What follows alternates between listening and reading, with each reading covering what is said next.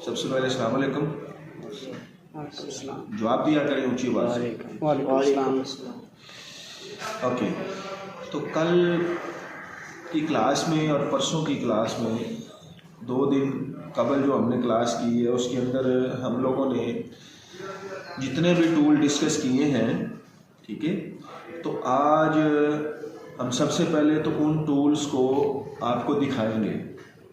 अगर आप लोगों ने इससे पहले नहीं देखे तो हम वो टूल्स आपको पहले दिखाएंगे और डिस्कस हमने पहले कर लिया है उनके ऊपर, ठीक है।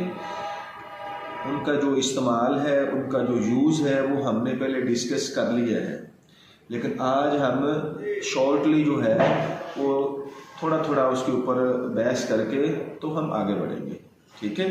तो सबसे पहले जो पार्ट 1 में हमने टूल्स पढ़ा था वो था हमारा मीटर टेप, इंची टेप, फीता, पैमाना, ठीक है, मेजरिंग टेप, मेजरमेंट टेप, ये सारे के सारे एक ही चीज़ के नाम हैं, ठीक है। तो ये वो चीज़ है, ये वो टूल है जिसकी हम बात कर रहे थे, ठीक है। तो ये मीटर टेप है आपका, सबसे छोटा मीटर टेप। इसके ऊपर ये स्टिकर लगा हुआ होता है, इसके ऊपर इसके अंदर कितनी पैमाइश है, ये कितनी पैमाइश आपको यकमुश्त यानी कि एक ही दफ़ा में दिखा सकता है, वो इस स्टिकर के ऊपर लिखा हुआ रहता है। अगर ये स्टिकर गायब हो जाए, मीटर पुराना हो गया, ये स्टिकर ख़त्म हो गया, आपको नहीं पता चल रहा, आइडिया नहीं है आपको कि ये कितने मीटर का है, तो फिर आप इसको इतना सा खोलेंगे तो आप यहाँ पे देखेंगे कि आपकी जो मीटर की सेंटर लाइन है उसके नीचे भी इसकी पैमाइश मीटरों में लिखी हुई है और ऊपर वाली साइड पे फुटों के अंदर लिखी हुई है। तो जैसा कि ये स्टिकर के ऊपर भी लिखा हुआ है 2 मीटर का जो मीटर है और इसमें 2 मीटर तक पैमाइश आपको दिखाता है। अगर मीटरों में आपने देखनी है, मिलीमीटर में, सेंटीमीटर में, मीटर में देखनी है, और अगर आपने फुटों में देखनी है तो ये 6 फीट तक जो है, 6 फीट तक आपको पैमाइश दिखाता है। तो ये आपका छोटे साइज़ का मीटर है, जैसा कि 2 मीटर का है। फिर इससे बड़ा जो हम देखते हैं हमारे पास ये 5 मीटर का मीटर है, वो 2 मीटर का था, ये 5 मीटर का है। अब इस पे आप देखते हैं कि ये स्टिकर जो है वो डैमेज है, तो आप अगर इसको प्रॉपरली नहीं पढ़ सकते तो आपको क्या करना होगा, इसको आपने खोलना है मीटर को, तो यहाँ से आपने रीड करना है कि ये कितनी पैमाइश हमें एक टाइम में दिखा सकता है, ठीक है। तो इसी तरह से ये 5 मीटर का है, इससे बड़े साइज भी हमारे पास होते हैं, जैसा कि ये 1 मीटर है हमारे पास, ठीक है, ये 1 मीटर है। अब ये मीटर जो है हमारे पास ये 50 फीट का है। कितने फीट का है? 50 फीट का है। तो इस मीटर को हम यूज करते हैं कोई भी बड़ी पैमाइश हमने अगर करनी है तो उसके लिए, ठीक है।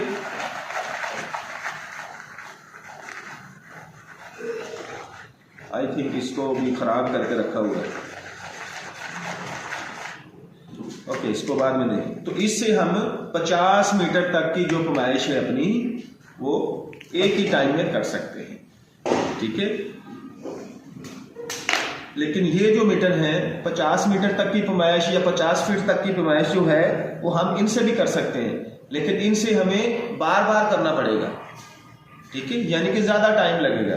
अगर ये बड़ा मीटर हमारे पास है तो इसमें हम विद इन 1 मिनट या 2 मिनट्स हम जो है वो अपनी पैमाइश करके फारग हो जाएंगे, और अगर हम छोटे मीटर से करेंगे तो वही आपका टाइम जो है डबल या ट्रिपल 3 गुना टाइम आप उसमें ज़्यादा लगेगा, ठीक है।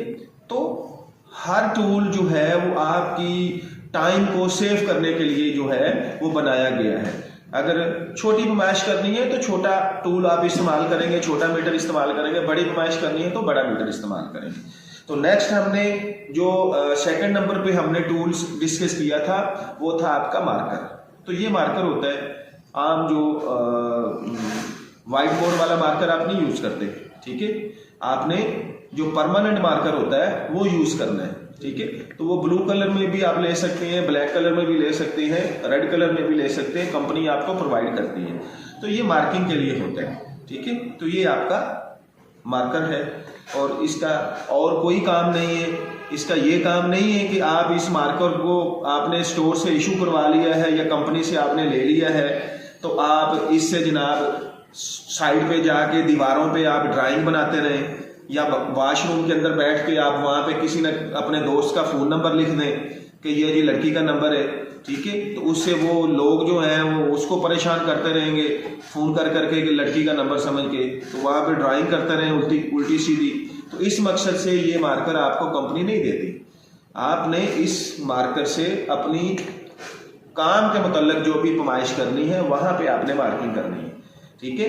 तो उल्टा सीधा काम इससे नहीं करना, आपने ड्राइंग नहीं बनानी या किसी का नाम नहीं लिखना या किसी का फ़ोन नंबर वगैरह नहीं लिखना, बस के अंदर इसको यूज़ नहीं करना, यानी कि मिस यूज़ नहीं करना, ठीक है। ओके, तो तीसरे नंबर पे जो हमारा टूल था हमने डिस्कस किया था वो था स्टेप लैडर।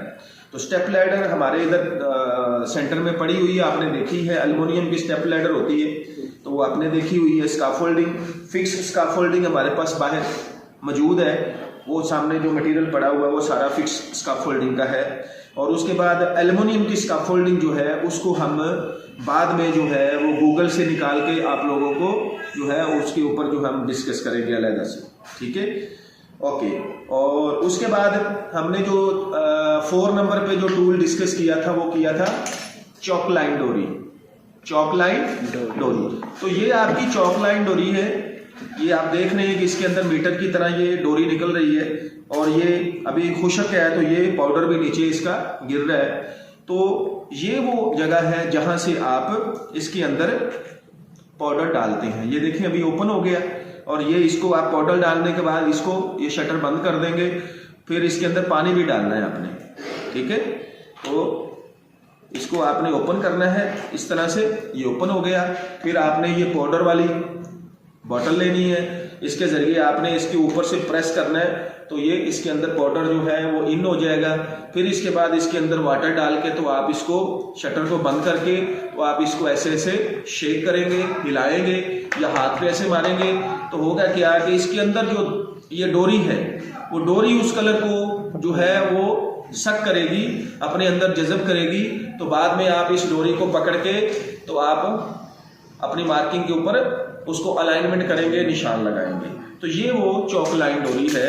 अगर आपने इससे पहले नहीं देखी या यूज़ नहीं की तो अब आप बाहर जाके कंपनी के अंदर आप इसको यूज़ भी करेंगे, ठीक है। और दिखाने का मकसद ये है ताकि आपको बाहर जाके अगर कंपनी में वो लोग दिखाते हैं कि भाई ये क्या है तो आपको पता होना चाहिए कि ये जो टूल है इसका नाम चॉक लाइन डोरी है और इसका जो काम है वो मार्किंग को शॉर्ट करना है और अलाइनमेंट करना है, ठीक है। तो इससे भी आपकी टाइम की काफ़ी बचत होती है, ठीक है। और आपका काम जो है वो परफेक्ट तरीके से अलाइनमेंट होके जो है वो आप उसको कंप्लीट कर सकते हैं जी। तो नेक्स्ट जो हमारा टूल हमने डिस्कस किया था वो इसके बाद था हिल्टी मशीन।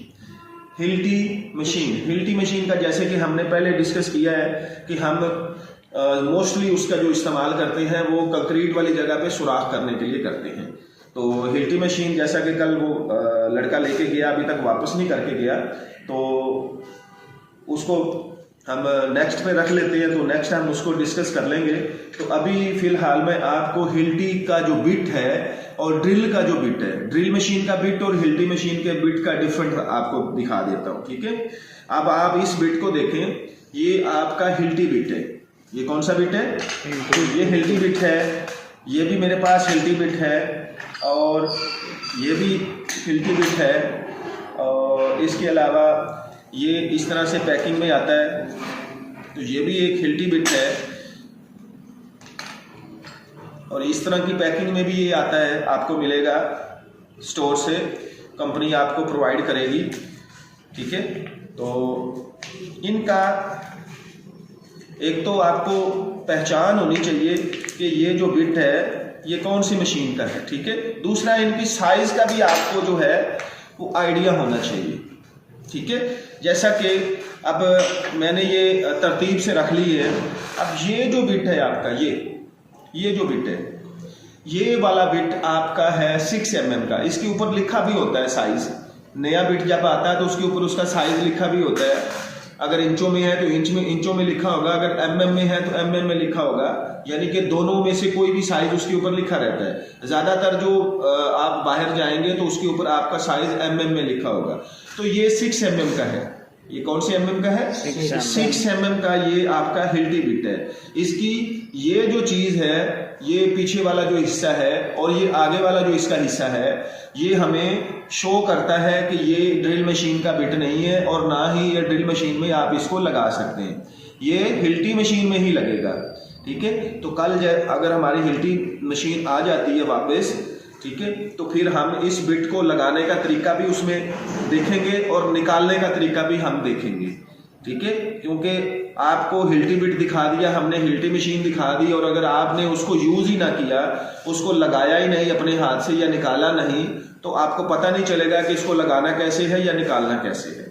ठीक है, तो वो भी आपको पता होना चाहिए। और साथ में उसके जो 3 फंक्शन है, हिल्टी का, ड्रिल का और हैमरिंग का, वो भी आपने बारी बारी उसके ऊपर भी आपने प्रैक्टिकल करना है। तो प्रैक्टिकल के लिए हम बाद में डिस्कस करेंगे। ठीक है, तो ये आपका 6 mm का है हिल्टी बिट, और ये आपका 8 mm का हिल्टी बिट है, और ये आपका 10 mm का हिल्टी बिट है, ये आपका 12 mm का है, और ये आपका 14 mm का, और ये लॉन्ग बिट है, यानी कि आपका ये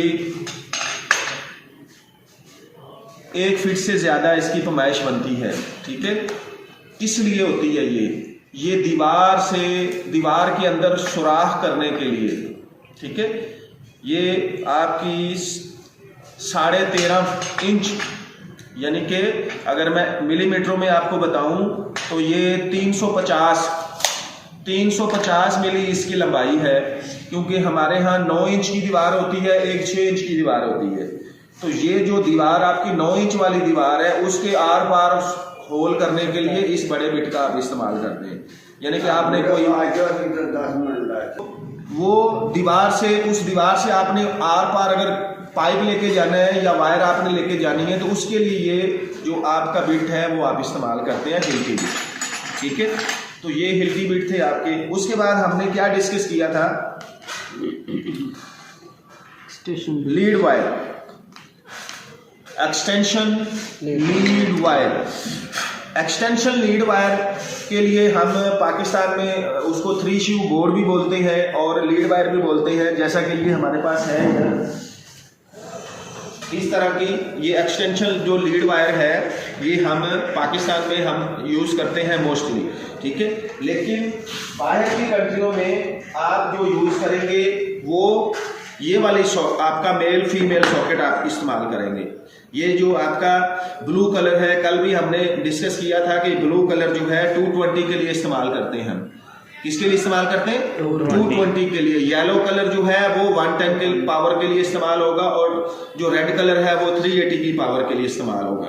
तो ये जो मेल और ये फीमेल है, इसको आप ऐसे ऊपर करेंगे। ठीक है, ऊपर करने के बाद इसके अंदर ये आप इस तरह से लगाएंगे। ठीक है, तो एक साइड पे इधर से ये कनेक्शन होगा लीड वायर के साथ, दूसरे इधर से कनेक्शन होगा। तो ये मेल फीमेल जो है, ये आपकी बाहर की कंट्रियों में कंपनियां आपको जब लीड वायर बनाने के लिए ये मेल फीमेल देंगी, और आपको जो फ्लेक्सिबल केबल है वाइट कलर की, उसका एक रोल देंगे। तो उस रोल से आप 2-3 जितनी आप लीड वायर बनाना चाहे आप बना सकते हैं। ठीक है, ओके। उसके बाद हमने डिस्कस किया था होल पंच। क्या डिस्कस किया था? Whole punch. अब कंपनी आपको जो होल पंच देती है, उसके इस सेंटर में रबड़ लगी हुई होती है, ताकि आपका हाथ उस रबड़ से नीचे रहे, और जब आपने उसके ऊपर हैमर लगानी है तो वो हैमर इधर से स्लिप होके आपके हाथ पे ना लगे, बल्कि इस रबड़ पे लगे। तो वो होल पंच हमारे पास अवेलेबल नहीं है यहाँ पे। तो इस तरह का बारीक मुंह वाला होल पंच होता है, जिसकी मदद से हम यूनिफिक्स को पंच करते हैं। तो कल मैंने आपको रॉड यूनिफिक्स और लगाने का तरीका और रॉड का जो है फिक्स करने का तरीका भी साथ साथ में बताया था, क्योंकि जो भी टूल्स हम डिस्कस करते हैं उस टूल का हम इस्तेमाल भी देखते हैं कि वो इस्तेमाल कैसे होता है। ठीक है। तो जैसा कि हिल्टी मशीन और उसका हिल्टी मशीन के साथ बीट लगा के लीड वायर हमने लगा के सीढ़ी के ऊपर चढ़ के लैडर के ऊपर तो हमने छत के अंदर सुराख किया था, तो उसके सुराख के अंदर हम ये यूनिफिक्स लगाते हैं, ठीक है। ये नीचे इसकी चूड़ी है जहां रॉड टाइट होना है, और ये ऊपर वाला हिस्सा जो है जिसके ये 4 हिस्से बने हुए हैं, इसके अंदर वो गोली होती है। जब ये ऊपर लग जाता है तो फिर हम ये होल पंच उठाते हैं, इस होल पंच को इसकी सेंटर में रख के तो इसके नीचे जो है वो क्या करते हैं, हैमर अपना लेके, आयरन हैमर लोहे का थोड़ा लेके, तो इसके जरिए हम नीचे से हिट करते हैं इसको, ठीक है। और 2-3 दफा 4 दफा इसको अच्छे से हमने हिट करना है, और हिट करने के बाद जो है वो ये जो गोली है जैसे ही ऊपर जाती है तो ऊपर से मुंह इसका ऐसे खुलता है, ठीक है। ओके, तो इसको पंच करने के लिए इस होल पंच की मदद से, इस होल पंच की मदद से हम जब इसको पंच कर लेते हैं तो फिर हम लेते हैं थ्रेडिंग रॉड। ये है वो रॉड जिसके ऊपर ये सारे के ऊपर चूड़ी बनी होती है बोल्ट के जैसे, जैसे बोल्ट के ऊपर चूड़ी होती है, तो इस तरह से इस रॉड के ऊपर मुकम्मल चूड़ी होती है। और इस रॉड की लंबाई मैंने कल आपको बताई थी कि 2 मीटर तक होती है। कितनी होती है? 2 मीटर, यानी कि 2000 मिलीमीटर इसकी लेंथ होती है रॉड की। तो ये 2-2 मीटर के टुकड़ों में हमें मिलता है, तो उसमें हमें जितनी जरूरत होती है हम उतना रॉड कटिंग कर लेते हैं।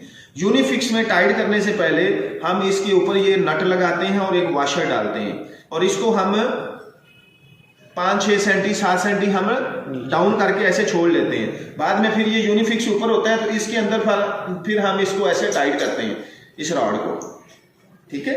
इस तरह से हमने इसको हाथ से टाइट करना है पहले, उसके बाद फिर हमने डिस्कस किया था ग्रिप प्लायर, ये वाला टूल हमने डिस्कस किया था, ठीक है। ये टूल तो इसका नाम है ग्रिप प्लायर। तो ग्रिप प्लायर का ये जबड़ा जो है इसका आप देख रहे हैं कि इसके अंदर ये जो चीज बनी हुई है ये इसकी ग्रिप को मजबूत करता है, ठीक है। तो इसकी वजह से ये मजबूती से ग्रिप कर लेता है। और ये जो इसका पीछे आपको ये बोल्ट नजर आ रहा है, तो ये इसकी एडजस्टमेंट है इसके मुंह की। आप इसको जितना लूज करना चाहें, बड़ा करना चाहें मुंह को, ये मुंह उतना बड़ा हो जाएगा। जितना आप इसको कम करना चाहते हैं उतना ये कम हो जाएगा, ठीक है। तो जाहिर सी बात है रॉड को लगाना है अगर आपने, तो हमने डिस्कस किया था कि हमने इसको मिडल में लगाना है, इधर नीचे वाले सिरे पे नहीं लगाना, इधर ऊपर नहीं लगाना इसको, ठीक है। हमने इसको मिडल में लगाना है, और मिडल में लगाने के लिए हम इसके मुंह का जो है वो पहले क्या करेंगे, एडजस्टमेंट करेंगे इसको, ठीक है। इतना देखो अभी छोटा हो गया, ठीक है। तो हम इसको छोटा करके लगाएंगे इसके ऊपर,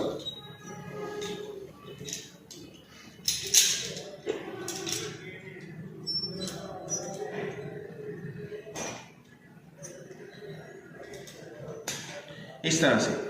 अब ये इसके ऊपर पंच हो गया, ठीक है, इसके ऊपर ये फिक्स हो गया। तो अब इसको हम इस तरह से, ये ऊपर लगा हुआ है तो हम इस हाथ से इस तरह से इसको टाइट करेंगे घुमा के।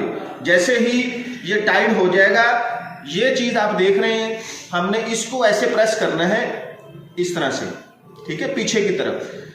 अगर ये पूरी तरह से अच्छे से टाइट किया है आपने तो फिर ये थोड़ी सी जान लगानी पड़ेगी। इस तरह से इसको प्रेस करना है तो ये इसका मुंह जो है वो खुलेगा, ठीक है। अब मैंने पकड़ा हुआ है, नीचे शीशा है ताकि गिरे नहीं, तो इस तरह से इसको आप प्रेस करेंगे ये चीज, ठीक है, तो फिर ये खुल जाएगा। बात समझ आ रही? तो इसका नाम है ग्रिप प्लायर। और ये आपका थ्रेडिंग रॉड, यूनिफिक्स, नट वॉशर। तो इस तरह से आपने ये रॉड टाइट करना है और अपनी सपोर्ट जो है वो आपने तैयार करनी है। ओके जी, इसके बाद हमने डिस्कस किया था स्पाइनर, यानी कि ग्रिप प्लायर की मदद से टाइट करने के बाद इस नट को हमने हाथ से इस तरह से टाइट करना है, यानी कि ये हमारा टाइट हो गया। यूनिफिक्स तो छत के अंदर है और ये नट वॉशर जो है नीचे छत के साथ टच हो जाएगा जाके। फिर पहले हाथ से टाइट कर लेना है इसको अच्छे से। उसके बाद हमने क्या करना है कि हम स्पाइनर लेते हैं, स्पाइनर, ये चाबी पाना, इसको कहते हैं स्पाइनर। फिर इसकी मदद से जो है हम इसको अच्छे से टाइट करेंगे, ठीक है। तो स्पाइनर सेट के अंदर कल मैंने आपको बताया था कि कंपनी हमें जो स्पाइनर देती है उसके अंदर 3-4 किस्म के स्पाइनर होते हैं, ठीक है। पहले नंबर पे होता है ओपन स्पाइनर। अब ये देखें, इसका ये इधर से भी मुंह ओपन है, इधर से भी मुंह ओपन है, तो इसको कहते हैं ओपन स्पाइनर। ठीक है, और ये इसका साइज लिखा हुआ होता है कि ये कितने साइज तक जो है वो नट बोल्ट को लग सकती है। अब इसके ऊपर लिखा हुआ है ये 20 और 22 का स्पैनर है, 20 नंबर का 22 नंबर का स्पैनर है। ठीक है, और ये ओपन के बाद मैंने बताया था आपको कि दूसरा स्पैनर हमारे पास जो होता है वो रिंग होता है। अब ये देखें, ये इधर से भी रिंग है, गोल है, और इधर से भी गोल है, तो ये रिंग स्पैनर है। कौन सा स्पैनर है? रिंग स्पैनर है। ठीक है, तो ये 23 नंबर का है। कितने नंबर का है? 23 नंबर का है। ओके, उसके बाद मैंने आपको बताया था कि फिर हमारे पास एक कॉम्बिनेशन स्पाइनर होता है जो एक साइड से ओपन होता है, दूसरी साइड से रिंग होता है। तो ये वाला है वो स्पाइनर आपका जो रिंग और ओपन का कॉम्बिनेशन होता है। ठीक है, अब ये इधर से भी 13 का है, इधर से भी 13 का है, यानी कि ये 8 mm के नट बोल्ट को ये आपका स्पैनर जो है वो लगेगा 13 mm का। ठीक है, उसके बाद मैंने आपको बताया था कि चौथे नंबर पे हमारे पास होता है रैचेट स्पाइनर। ये वो हैंडल है रैचेट, और ये इसके ऊपर लॉक लगा हुआ है। ठीक है, अब ये देखें, ये मैंने मिसाल के तौर पे ये गोटी है इसके नीचे, और ये गोटी का जो नंबर है ये 21 नंबर की है। ठीक है, 21 नंबर की गोटी है ये। अब ये आप किसी भी नट बोल्ट को डालते हैं तो इस तरह से आप इस लॉक को अगर इधर घुमाते हैं इस तरफ, ठीक है, तो एक साइड पे घूमता है, दूसरी साइड पे आप करेंगे तो ये खुलना शुरू हो जाएगा। यानी कि ये लॉक जो है वो आपका राइट साइड लेफ्ट साइड आप इसको खोलने और टाइट करने के लिए आप इसका इस्तेमाल करते हैं। तो ये रैचेट स्पाइनर है, और ये स्पीड से काम करने के लिए आप इस्तेमाल करते हैं, यानी कि कोई काम आपने जल्दी फिनिश करना है तो। ठीक है, तो इसको कहते हैं रैचेट स्पाइनर। और ये पूरा एक बॉक्स आपको मिलता है जिसके अंदर गोटीज और हैंडल रखने के लिए आपको पूरा बॉक्स कंपनी आपको प्रोवाइड करती है। जिसका हमने डिस्कस किया था एलन की सेट। कौन सा सेट? एलन की सेट। तो ये इस तरह का एल टाइप का एक टूल है जिसको हम एलन की सेट कहते हैं। ये आपकी एलन की सेट है। ठीक है, तो ये वाला जो टूल है आपका, ये नट को टाइट नहीं करता ना खोलता है, सिर्फ बोल्ट को। कल भी हमने इसके बारे में डिस्कस किया था। और उस बोल्ट को खोलता है जो अंडर हेड होता है, जो अंडर हेड उसका जगह बनी हुई होती है, वहां उसको आप इस तरफ से भी ऐसे लगा के खोल सकते हैं, इस तरफ से भी लगा के खोल सकते हैं, टाइट कर सकते हैं। तो इसको कहते हैं एलन की। ओके जी, उसके बाद हमने डिस्कस किया था एडजस्टेबल स्पाइनर। तो ये है वो एडजस्टेबल स्पाइनर जिसको हम अपनी मर्जी से एडजस्ट कर सकते हैं। इसका ये जो भी हमारे आगे सामने जो है नट है या बोल्ट है लगा हुआ है, उसको हमने खोलना है, टाइट करना है, तो उसका साइज बड़ा छोटा हम अपनी मर्जी से एडजस्ट कर सकते हैं, जिसकी वजह से इसको कहते हैं एडजस्टेबल स्पाइनर। अभी तक जितने टूल्स हमने डिस्कस कर लिए हैं या कर रहे हैं, ये सारे के सारे कंबाइन टूल हैं जिनको एट अ टाइम प्लम्बर भी यूज कर सकता है, और इसको जनाब पाइप फिटर भी यूज कर सकता है, इलेक्ट्रीशियन भी यूज कर सकता है, डक्टमैन भी यूज कर सकता है। और इसके अलावा दूसरे ट्रेड वाले लोग जैसे कि मोटर बाइक मैकेनिक है वो भी यूज कर सकते हैं। ठीक है, और दूसरे कारपेंटर वगैरह भी यूज कर सकते हैं। तो ये कंबाइन टूल्स हैं, यानी कि ये किसी का स्पेसिफिक टूल नहीं है, इसको हर बंदा इस्तेमाल कर सकता है। ठीक है, ओके जी। उसके बाद हमने डिस्कस किया स्क्रू ड्राइवर सेट। तो स्क्रू ड्राइवर सेट के अंदर हमारे पास कल जैसे कि मैंने आपको बताया कि एक स्टार स्क्रू ड्राइवर होता है, एक फ्लैट स्क्रू ड्राइवर होता है। एक स्टार स्क्रू ड्राइवर होता है, एक फ्लैट स्क्रू ड्राइवर होता है। तो हमारे टूल के अंदर एक तो इस तरह का हमें बड़ा स्क्रू ड्राइवर मिलता है। ठीक है, अब ये वाला जो स्क्रू ड्राइवर है इसके अंदर डबल फंक्शन है। इधर से ये स्टार है और ऐसे निकाल के इसको मैंने ऐसे चेंज कर लिया तो ये इधर से फ्लैट हो गया, यानी कि ये कॉम्बिनेशन है किसका? स्टार और फ्लैट का कॉम्बिनेशन है ये स्क्रू ड्राइवर। ठीक है, तो ये आपका स्टार और फ्लैट दोनों है इसके अंदर। और उसके अलावा हमारे पास एक किट होती है हमारे टूल बॉक्स के अंदर, ये वाली यानी कि ये बैक साइड आपके पास अलहदा से है और इसके अंदर आपने स्टार लगाना है, आपने जनाब फ्लैट लगाना है, आपने इसके अंदर ये गोटी वाला लगाना है, आपने कोई छोटे साइज में कोई भी आपने स्क्रू ड्राइवर लगाना है तो आप इसको खोल के इसके अंदर एडजस्ट करके तो अपना काम जो है वो पूरा कर सकते हैं। तो ये पूरी मुकम्मल किट होती है जिसके अंदर तकरीबन 6-7 किस्म के स्क्रू ड्राइवर आपको मिलते हैं, कंपनी आपको देती है ताकि आपका काम किसी वजह से रुके नहीं। उसके बाद मैंने आपको कनेक्टर स्क्रू ड्राइवर का बताया था जो सिर्फ और सिर्फ इलेक्ट्रिशियन इस्तेमाल करता है, कनेक्टर स्क्रू ड्राइवर, ठीक है। इलेक्ट्रिशियन का ज़्यादा काम आता है, वो जो इलेक्ट्रिकल के बोर्ड होते हैं उनमें तारे वगैरह लगा के उनके जो कनेक्टर्स हैं उनका कनेक्शन करने के लिए। तो ये हैं वो छोटे साइज के जो हैं कनेक्टर स्क्रू ड्राइवर, ये फ्लैट है और ये माइनस है। तो ये छोटे साइज का जो स्क्रू ड्राइवर होता है उसको हम कनेक्टर स्क्रू ड्राइवर कहते हैं। अगर ये नहीं है किसी के पास तो आप अपने टेस्टर से भी काम चला सकते हैं, ठीक है। ओके जी, इसके बाद हमने जो डिस्कस किया था वो था आपका एक्सा फ्रेम। तो ये एक्सा फ्रेम है, हम इसको पाकिस्तान में लोहा काटने वाली आरी भी कहते हैं, तो इसको हम कहते हैं एक्सा फ्रेम।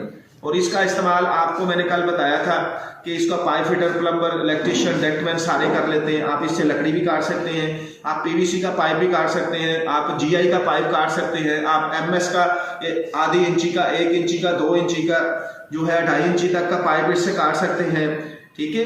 और रॉड, थ्रेडिंग रॉड आप काट सकते हैं इससे, आप यूनिस्टेड चैनल काट सकते हैं इससे, ठीक है। यानी कि छोटी चीज, कोई भी चीज आप इससे आसानी से कटिंग करके अपना काम कर सकते हैं, जीआई एंगल काट सकते हैं। हाँ, इसके अलावा अगर आप एक ही चीज काटनी है, अब ग्राइंडर मशीन आपके पास नहीं है अवेलेबल, तो आप इसी से काटेंगे। अगर आपने ज्यादा कटिंग करनी है, मिसाल के तौर पे 15-20 थ्रेडिंग रॉड काटने हैं या एंगल काटने हैं या कोई और चीज काटनी है ज्यादा तादाद में, तो फिर आप इस एक्सा फ्रेम से नहीं काटेंगे क्योंकि इससे टाइम ज्यादा लगता है। तो फिर आप उसको लेकर वर्कशॉप जाएंगे, वर्कशॉप पे जाके आप उसको ग्राइंडर से काटेंगे, ठीक है। किससे काटेंगे? ग्राइंडर से काटेंगे। ओके, तो ये तो थ्रेडिंग रॉड हमने डिस्कस कर लिया पहले। अच्छा जी, तो ये इसका ब्लेड होता है। जैसे ही ये ब्लेड आपका डैमेज हो जाएगा तो आप इसका एक्सा फ्रेम का ब्लेड नया लगा के तो अपना काम जो है वो कंटिन्यू कर सकते हैं। ओके जी, इसके बाद हमने डिस्कस किया था टूल्स नंबर 17 नंबर टूल्स था हमारा स्पिट लेवल, यानी कि हैंड लेवल। हम कोई भी पंप लगाते हैं, कोई डीबी लगाते हैं, कोई बोर्ड लगाते हैं, कोई हम जनाब पैनल लगाते हैं, कोई फैन लगाते हैं, कोई मशीन लगाते हैं, तो उसका हम लेवल करते हैं। तो ये जो लेवल होता है हैंड लेवल, इसको विद इन फ्यू सेकेंड का मतलब होता है 2-3 सेकेंड के अंदर, यानी कि ऐसे हमने ऐसे रखा तो 1 सेकंड से पहले या 1 सेकंड के अंदर ये आपको उस चीज का लेवल बता देता है जिस चीज को आप लगा रहे हैं या जिस चीज का लेवल आप चेक करना चाहते हैं, ठीक है। तो इसको हम कहते हैं हैंड लेवल या स्पिट लेवल, ठीक है। ओके जी, उसके बाद हमारे पास था राइट एंगल। हमने ये आपका एक स्पैनर के अंदर ये आपका टी पाना जो है रह गया, क्योंकि टी पाना भी हमने कल डिस्कस किया था, ऐसे ही है ना। तो ये टी पाना होता है, इसके आगे ये गोटी लगी होती है, इसके ऊपर नंबर होता है, जिस नंबर की आपने गोटी लगानी, टी पाना लगाना है तो इधर से नंबर पढ़ना है, तो यहाँ से पकड़ के आप इसको नट बोल्ट खोल सकते हैं, लगा सकते हैं। तो ये आपका टी पाना है। ओके जी, ये है आपका राइट एंगल या गुनिया। तो पाकिस्तान में हम ज्यादातर इसको गुनिया ही कहते हैं, गुनिया। तो इसका मतलब होता है कि कोई भी पैमाइश आपने 90 डिग्री के अंदर आपने उसको सीधा करना है, तो उसके लिए आपको जो है क्या चाहिए?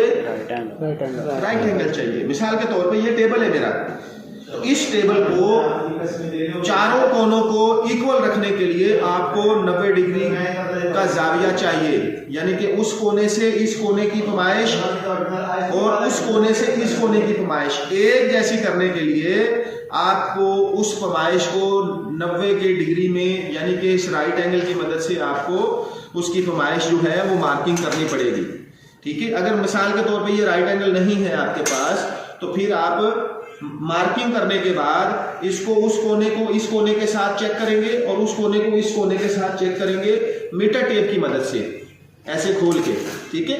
तो अगर दोनों पैमाइशें आपकी बराबर हैं तो ये जो प्लाई है या ये जो शीशा आप कटिंग कर रहे हैं तो फिर वो आपका बराबर 90 के जाविये में 90 डिग्री में वो आपका पूरा जो है वो कटेगा, ठीक है।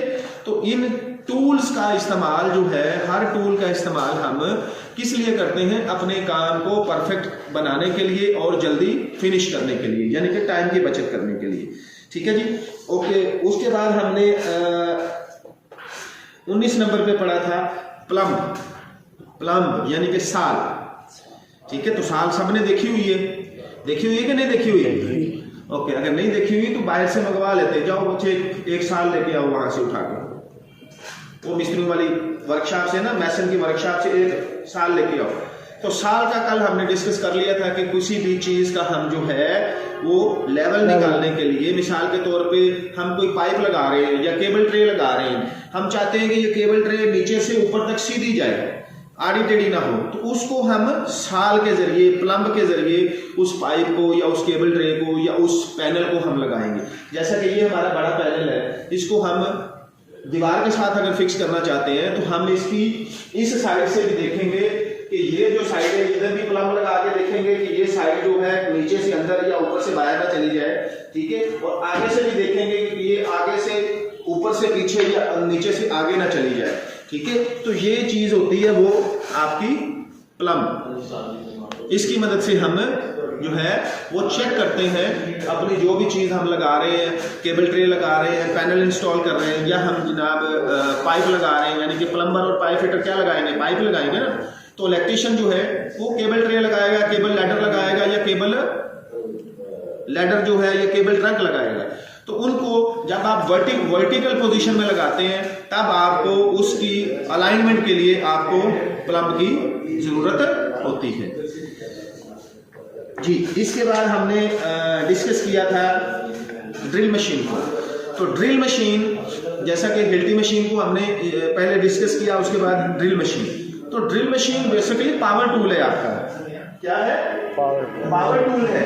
तो ये है ड्रिल मशीन। ड्रिल मशीन का ये आगे वाला जो मुंह है इसको कहते हैं चकनट। क्या कहते हैं? चकनट। ये आपको अलहदा से भी मिल जाता है, लेकिन अलहदा से जो मिलता है वो आप इसमें लगा के यूज नहीं करते, वो आप हिल्टी मशीन में लगा के यूज करते हैं, ठीक है। अगर आपके पास हिल्टी मशीन है तो उसके अंदर ड्रिल का फंक्शन है, लेकिन उसमें आप ये ड्रिल वाला जो बिट है हिल्टी मशीन में लगता नहीं है, तो इसके लिए ये ड्रिल चक अलहदा से आप इस्तेमाल करते हैं, ठीक है।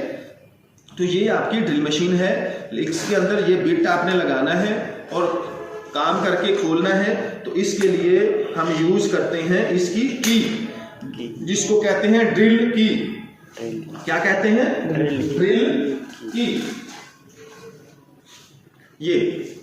ये ड्रिल की है, ड्रिल की चाबी है, जिसकी मदद से हम कोई भी बिट जो है यहाँ पे हमने इसको डालना है, यहाँ पे अंगूठा रखना है, फिर इसको प्रेस करना है। अगर यहाँ पे अंगूठा नहीं रखेंगे तो ये बार बार स्लिप होता रहेगा।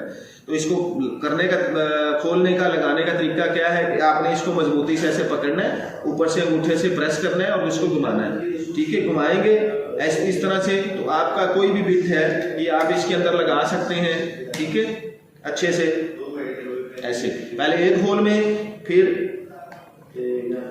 दूसरे होल में, फिर तीसरे होल में, ठीक है। तो इस तरह से आप इसको यहाँ पे पेड़ पे ऐसे लगा के तो आप इसको टाइट करेंगे। अब ये देखें टाइट हो गई।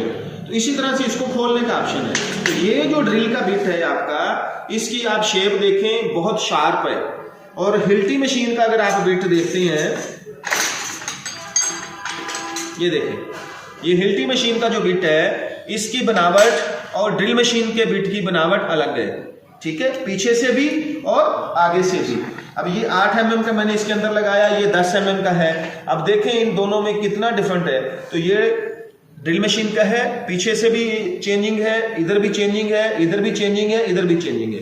यानी कि दोनों बिटों के अंदर आगे की बनावट भी चेंज है, पीछे की बनावट भी चेंज है, ठीक है। तो ये इसका जो है 12 mm का है। तो ये ड्रिल मशीन का 12 mm का और 10 mm का, और ये आपका 12 mm का हिल्टी बिट का है। तो आप देख लें कि इनके अंदर कितनी चेंजिंग है। तो कभी भी आपने भूलना नहीं है, ठीक है, किसी भी इंटरव्यू के अंदर कि ये बिट कौन सा है। ड्रिल मशीन का बिट और हिल्टी मशीन का बिट दोनों डिफरेंट है, इनकी बनावट भी डिफरेंट है और इनका काम भी डिफरेंट है, ठीक है। इसको कंक्रीट वाला बिट भी कहते हैं और ये हमेशा कंक्रीट वाली जगह पे ही सुराख कर सकता है। इसकी मदद से आप लकड़ी में, प्लास्टिक में या आप किसी और जगह सुराख नहीं कर सकते, ठीक है। लकड़ी में सुराख करने के लिए जाएंगे तो लकड़ी को फाड़ देगा, लोहे में सुराख होगा ही नहीं, ठीक है। तो इसलिए ये सिर्फ और सिर्फ कंक्रीट में सुराख कर सकता है। अंडरस्टैंड, समझ गए? ओके, तो ये इसकी ड्रिल की है। आपको कल लिखवाई नहीं थी तो आज आपने नोट कर लेना है कि ये भी आपके टूल का हिस्सा है, और ये हर बंदे, जो बंदा ड्रिल मशीन यूज करेगा वो ड्रिल की भी साथ में अपनी रखेगा, ठीक है। दूसरी चीज, एक चीज और देख लें कि अगर मिसाल के तौर पे ये ड्रिल की आपके पास नहीं है, गुम हो गई है। अब ड्रिल तो आपके पास है, आपने काम तो करना है, या तो आप नई ड्रिल की लेके आएंगे और उसको यूज करेंगे। अगर कोई इमरजेंसी है, ड्रिल की चाबी लेके आने में टाइम लगेगा, तो फिर आप अपना ये फ्लैट वाला स्क्रू ड्राइवर लेके यहाँ पे रख के आप हैमर से इसको मार के खोल भी सकते हैं, टाइट भी कर सकते हैं। लेकिन ये परमानेंट सोल्यूशन नहीं है, परमानेंट सोल्यूशन नहीं है। ये एक दफा या 2 दफा इमरजेंसी में आप कर सकते हैं। अगर आप परमानेंट रखेंगे तो ये आपकी ड्रिल की जो है, मिसाल के तौर पे 50 रुपए की है, तो आप ये 500 रुपए का ड्रिल चक जो है, ये मुंह इसका ये सारा खराब कर देंगे मार मार के, ठीक है। तो ये परमानेंट सोल्यूशन नहीं है कि आपने इसको स्क्रू ड्राइवर से ही खोलना है, बंद करना है, ठीक है। ये एक आध दफा इमरजेंसी में आप इसको इस तरह से कर सकते हैं, लेकिन परमानेंट नहीं करना। परमानेंट सोल्यूशन इसकी की है, और की मदद से ही इसको खोलना है और आपने जो है वो यूज करना है, ठीक है। ओके जी, उसके बाद हमारे पास था, हमने जो 21 नंबर पे कल टूल डिस्कस किया था, वो था बेबी ग्राइंडर। तो ये वो ग्राइंडर है, बेबी ग्राइंडर, जिसको हम अपना GI एंगल, यूनिसेट चैनल या अपना जनाब थ्रेडिंग रॉड या कोई और स्टील रॉड वगैरह कटिंग करने के लिए हम इस्तेमाल करते हैं, ठीक है। पाकिस्तान में तो कोई भी इसको इस्तेमाल कर सकता है, किसी भी जगह इस्तेमाल कर सकता है, कोई प्रॉब्लम नहीं है। लेकिन इसको आप बाहर कंपनी में बगैर परमिट बना के आप इसको यूज नहीं कर सकते, विदाउट परमिट आप यूज नहीं कर सकते, ठीक है। क्योंकि ये जो ग्राइंडर है, छोटा ग्राइंडर है चाहे बड़ा ग्राइंडर है, ठीक है, बड़ा ग्राइंडर, तो आप जब उससे कोई भी लोहे वाली चीज कटिंग करते हैं तो आपने देखा होगा कि उसके अंदर से शरारे निकलते हैं, शोले निकलते हैं, ठीक है। तो उसके लिए वो शोले जो हैं, अगर किसी कागज पे पड़े, गत्ते पे पड़े, या कोई ऐसी केमिकल पे पड़ जाए, या वहां पे डीजल पेट्रोल वगैरह है तो उसके ऊपर पड़ेंगे तो क्या होगा, फायर हो जाएगी। तो उसको लेके आपने जब भी ये ग्राइंडर वगैरह इस्तेमाल करना है तो आपने पहले सेफ्टी डिपार्टमेंट में जाके परमिट बनाना है। कौन सा परमिट बनेगा? Hot work permit. Hot work permit के अंदर वो ग्राइंडर का लिखेंगे कि आपने कौन सा ग्राइंडर इस्तेमाल करना है, किस जगह पर करना है, कितने टाइम के लिए करना है, और कौन सा बंदा उसको इस्तेमाल करने वाला है उसका भी हवाला देंगे, कौन सा फोरमैन है वो भी लिखा जाएगा, तब जाके आपने इसको इस्तेमाल करना है। और ये इसकी की है, इसको ग्राइंडर की कहते हैं, जिसकी मदद से ये जो आगे इसका नट लगा हुआ है, यहाँ पे इसको हम डाल के इस तरह से, ठीक है, तो इसकी मदद से हम इसको खोलते हैं। ये डिस्क ग्राइंडिंग डिस्क लगी हुई है, 4 इंच की ग्राइंडिंग डिस्क लगी हुई है, ठीक है। और ये इसका ऑन ऑफ का बटन है पीछे वाला, ठीक है। ओके, तो इसके पीछे यहाँ पे जो ये लॉक होता है, लॉक को दबा के आपने इसको खोलना होता है। लॉक जब तक प्रेस नहीं करेंगे ये खुलेगी नहीं, ठीक है। तो ये इसके ग्राइंडर की है, और इसमें ये 2 डिस्क मैं आपको और दिखा दूं कि ये वाली डिस्क जो है ये कटिंग डिस्क है। ये कौन सी डिस्क है? कटिंग करने के लिए ये डिस्क इस्तेमाल होगी, और ग्राइंडिंग करने के लिए वो वाली डिस्क इस्तेमाल होती है। अगर कोई आपने किसी चीज का जंग वगैरह उतारना है या उसको क्लीन करना है तो उसके लिए वो वाली इस्तेमाल होती है। और अगर कहीं किसी जगह पे आप झरी लगाते हैं, जैसे कि झरी लगाते हैं, छोटी झरी लगानी है तो उसके लिए बेबी ग्राइंडर इस्तेमाल होगा और ये वाली डिस्क इस्तेमाल होगी। ये डिस्क आप टाइल को काट सकते हैं, मार्बल को काट सकते हैं, आप सिरामिक जो टाइल्स है वो, दूसरी ग्रेनाइट टाइल्स, मार्बल और ईंट वगैरह जो है उसको कटिंग करने के लिए ये डिस्क ग्राइंडर में लगाएंगे तब कटिंग होगी। ये सिर्फ और सिर्फ आपकी लोहा काटने के लिए है, ठीक है। लकड़ी काटने वाली डिस्क अलग होती है, उसके दांत होते हैं यहाँ पे, वो लकड़ी काटने के लिए होती है, ठीक है। तो लकड़ी की अलग है, लोहे की अलग है और कंक्रीट की अलग है। तो ये भी आप लोगों को पता होना चाहिए, ठीक है जी।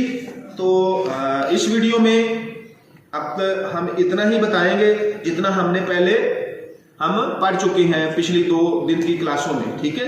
तो यहाँ तक ये क्लास जो है हम एंड करेंगे। इसके बाद हम जितने भी बकाया टूल्स हैं हमारे, उनको जैसे जैसे हम डिस्कस करेंगे, कोशिश करेंगे कि वो टूल हम साथ में ही रख के तो उसको हम डिस्कस करें, ठीक है जनाब। ओके।